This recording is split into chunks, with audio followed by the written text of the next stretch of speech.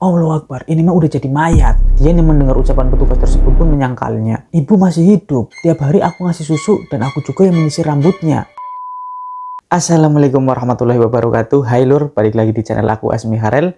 Indonesia pernah dibikin geger dengan sebuah kasus misterius, yaitu ditemukannya jasad sekeluarga di Perum Citra Garden 1 Kalideres, Jakarta Barat pada 10 November 2022. Saat itu ditemukan ada 4 jasad di sebuah rumah dengan kondisi yang sangat mengenaskan. Bahkan kondisinya sudah mengering, hanya tersisa sedikit daging dan tulang saja. Yang menjadi misteri dalam kasus ini salah satunya karena tidak ditemukannya tanda-tanda tindak kejahatan, misalnya perampokan atau pembunuhan. Lantas, apa yang sebenarnya terjadi dengan keluarga ini?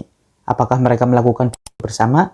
Nah, ini yang akan kita bahas. Tanpa berlama-lama, langsung saja kita masuk ke ceritanya.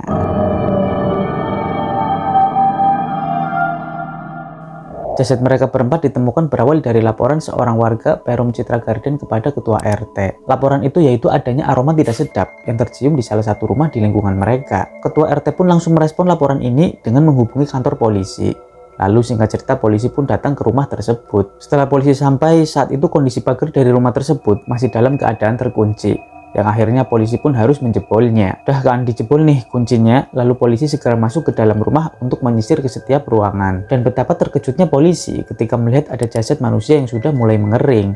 Dan jasadnya ini ternyata bukan hanya satu saja lur, tapi total ada 4 jasad yang polisi temukan. Tapi tempat penemuannya ini berbeda-beda di setiap ruangan. Identitas jasad ini diketahui adalah Rudianto Gunawan, 71 tahun, istri Rudianto Gunawan yaitu Margareta Gunawan, 66 tahun, Dian Febiana, 42 tahun yang merupakan anak dari mereka berdua, dan juga Budiono Gunawan, 68 tahun yang merupakan adik dari Rudianto Gunawan. Lalu jasad mereka berempat ini segera dievakuasi oleh polisi dan dibawa ke rumah sakit untuk dilakukan otopsi. Dan singkat cerita dari hasil otopsi dapat diketahui kalau mereka meninggal sekitar 3 minggu sebelum jasadnya ditemukan. Tapi untuk detailnya, sebenarnya waktu mereka meninggal ini berbeda-beda. Kayak ada jeda dari setiap waktu meninggalnya mereka atau nggak meninggal bareng. Yang pertama meninggal dari keluarga ini adalah Rudianto Gunawan, lalu sang istri Margareta Gunawan, disusul oleh paman Budianto Gunawan, dan yang terakhir adalah si anak Dian Febiana. Nah, sesuai yang aku katakan di awal, dari hasil otopsi ini tidak ditemukannya satupun bekas luka akibat penganiayaan yang mengindikasikan tindak kejahatan. Jadi jasad mereka ini mulus, tidak ada bekas luka apapun lur. Namun ada kesamaan dari kondisi lambung mereka berempat, yang mana kondisi lambungnya ini kosong dan menyusut kecil. Hal ini mengindikasikan kalau mereka ini mengalami kelaparan sebelum meninggal. Selain itu mereka semua juga mengalami dehidrasi parah. Tapi apakah ini dapat memastikan kalau penyebab kematian mereka ini karena kelaparan? Tentunya polisi butuh penyelidikan mendalam untuk mengungkap misteri kasus ini.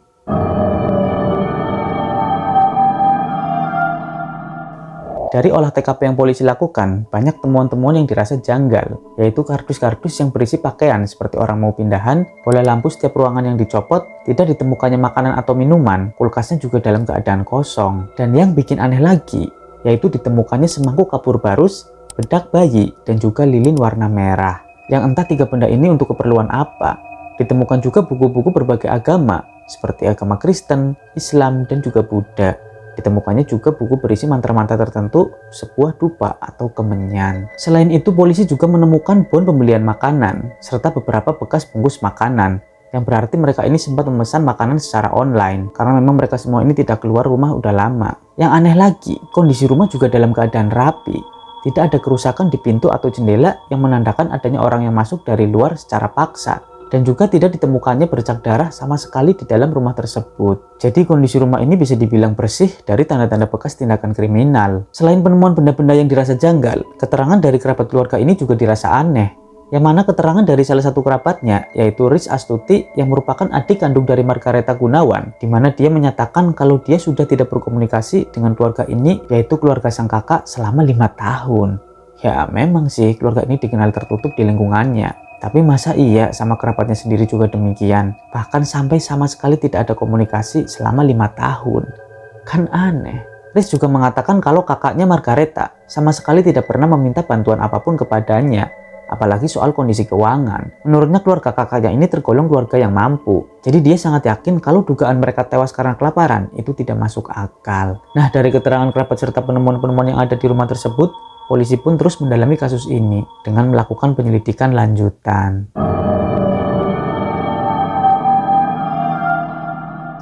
Ada fakta menarik lagi tentang keluarga ini lur. Sebelum mereka ditemukan tewas, tepatnya pada 31 Agustus 2022, keluarga ini sempat mendapatkan teguran dari PLN karena menunggak tagihan. Bahkan ketua RT wilayah keluarga ini juga ikut mengingatkan via WA kepada Dian Febiana, si anak, untuk segera membayar listrik agar aliran listrik di rumahnya tidak diputus PLN. Dan memang mereka ini sempat membayar tagihan listrik tersebut sebesar Rp300.000.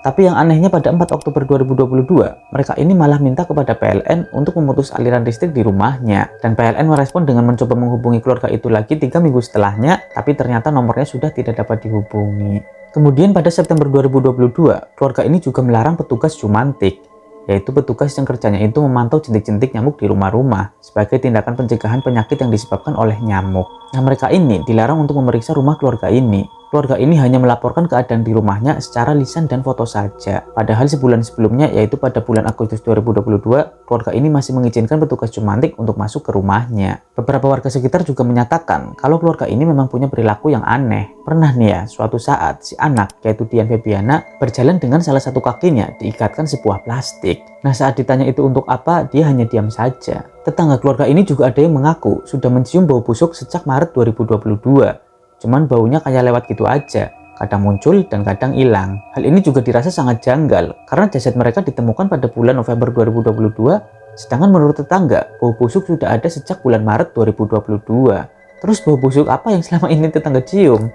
Entahlah kan, ini yang jadi tanda tanya. Banyaknya kejanggalan-kejanggalan yang ditemukan dalam kasus ini memunculkan beberapa teori tentang misteri kematian mereka. Dan berikut adalah teori-teori penyebab kematian mereka.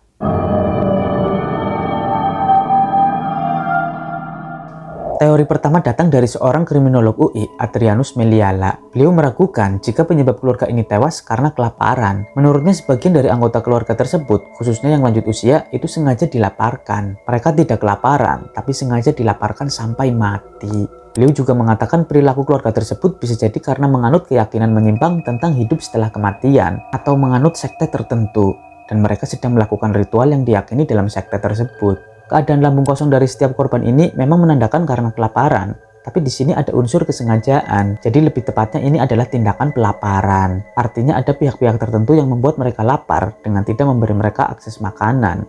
Mungkin kalau umumnya mereka ini sedang melakukan puasa, tapi puasa yang mereka lakukan ini adalah puasa ekstrim, yaitu puasa sampai mati. Penemuan seperti kapur barus, bedak bayi, lilin merah, serta beragam buku agama dan mantra-mantra seolah mengiyakan teori ini. Karena mungkin benda-benda tersebut adalah sarana guna keperluan ritual mereka. Menurut kalian gimana, Lur? Apakah memang mereka ini menganut sekte tertentu?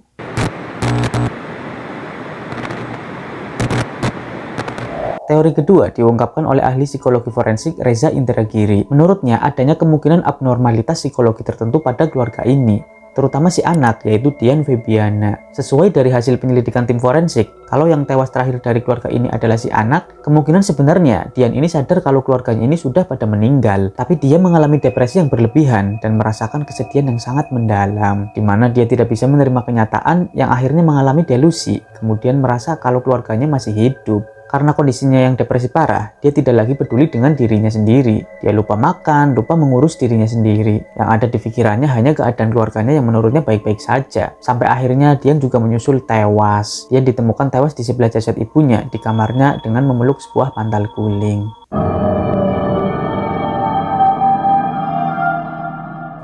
Ada sebuah teori yang menyatakan kalau kemungkinan mereka tewas ini karena keracunan. Lebih tepatnya racun yang tidak digolongkan sebagai racun dan dapat terurai dengan sendirinya. Teori ini mengacu pada hasil otopsi yang menyatakan kalau sebelum meninggal mereka ini mengalami dehidrasi parah dan juga dari ditemukannya bedak bayi di TKP. Sedikit informasi, dalam komposisi bedak bayi dari produsen tertentu ada yang mengandung cornstarch atau pati jagung. Nah, walaupun dinilai lebih sehat, tapi menurut teori ini ada benang merah dengan penyebab keluarga ini tewas. Diduga mereka ini memakan bedak bayi tersebut lalu tewas setelah merasakan efeknya. Dan efek terparahnya adalah mengalami dehidrasi parah. Sesuai dengan apa yang dinyatakan dalam teori tadi, bisa dibilang ini adalah racun yang tidak digolongkan sebagai racun dan bisa terurai dengan sendirinya. Itulah mengapa saat diotopsi tidak ditemukannya residu racun dalam tubuh mereka. Komposisi alami yaitu pati jagung terurai di dalam usus para korban ini. Gimana menurut kalian, Lur? Komen di bawah coba.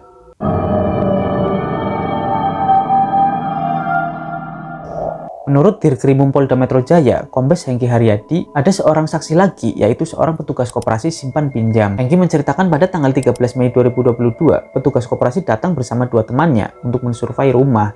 Karena salah satu penghuni rumah, yaitu Budianto Gunawan, berencana menggadaikan rumah tersebut. Budianto berencana menggadaikan rumah karena rencananya untuk menjual rumah melalui mediator jual beli dirasa terlalu lama. Akhirnya dia berniat untuk menggadaikannya saja. Nah, saat para petugas ini bertamu ke rumah itu, mereka mencium bau tidak sedap yang mencurigakan dari dalam rumah. Lalu saat itu petugas koperasi meminta dipertemukan dengan Margareta.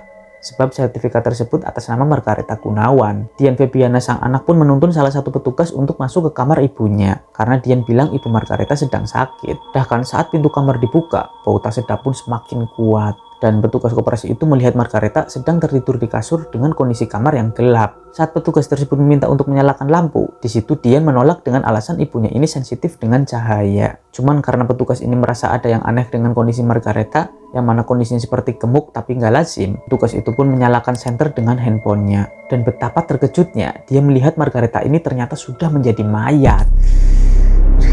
Allahu Akbar, ini mah udah jadi mayat. Dian yang mendengar ucapan petugas tersebut pun menyangkalnya. Ibu masih hidup, tiap hari aku ngasih susu dan aku juga yang menyisir rambutnya. Petugas yang ketakutan saat itu juga keluar dari kamar dan mengajak kedua temannya untuk pergi meninggalkan rumah keluarga misterius itu. Tapi saat hendak pergi, Budianto sang paman mengejar para petugas koperasi itu lalu meminta agar tidak melaporkan apa yang sudah dilihatnya di dalam rumah. Tolong kejadian ini jangan dilaporkan ke polisi.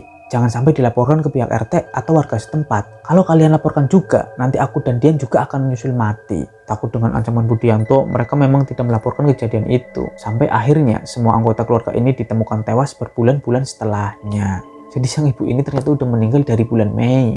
Kok mereka betah ya hidup di dalam rumah yang ada mayatnya? Udah berbulan-bulan lagi. Menurut Hengki, petugas koperasi tersebut merasa menyesal karena tidak melaporkan kejadian itu. Andai saja saat itu dia melaporkan kejadian mengerikan itu, mungkin dapat menyelamatkan beberapa nyawa. Karena saat itu Dian dan Budianto masih terlihat sehat. Oke lur, itulah cerita tentang kematian misterius keluarga Kalideres. Mudah-mudahan kisah ini bisa kita ambil hikmahnya. Ketemu lagi di video lainnya. Aku akhiri, wassalamualaikum warahmatullahi wabarakatuh.